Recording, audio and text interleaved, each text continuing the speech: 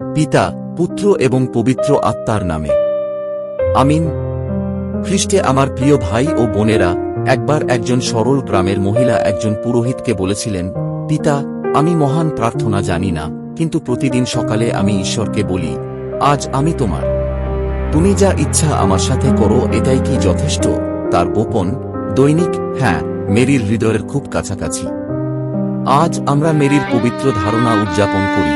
তার জীবনের প্রথম মুহূর্ত থেকেই ঈশ্বর তাকে আদি পাপ থেকে রক্ষা করেছিলেন, তাকে অনুগ্রহে পূর্ণ করেছিলেন যাতে সে তাঁর পরিকল্পনার প্রতি সম্পূর্ণ হ্যাঁ বলতে পারে এবং যিশুকে পৃথিবীতে স্বাগত জানাতে পারে। মেরি হলেন নতুন ঈদ। তার আনুগত্য অনুগ্রহ এবং জীবনের পথ খুলে দেয়, যেখানে ঈদের অবাধ্যতা পাপ এবং মৃত্যু নিয়ে এসেছিল।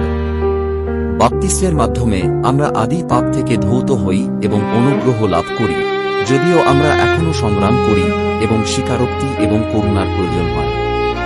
এই আগমনে মেরি আমাদের সেই মহিলার প্রার্থনার মতো একটি সাধারণ দৈনিক ভক্তির মাধ্যমে খ্রিস্টের জন্য প্রস্তুত হতে শেখান। প্রভু, আজ আমি তোমার, তুমি যা ইচ্ছা আমার সাথে কর। পিতা, পুত্র এবং পবিত্র আত্মার নামে। আমেন।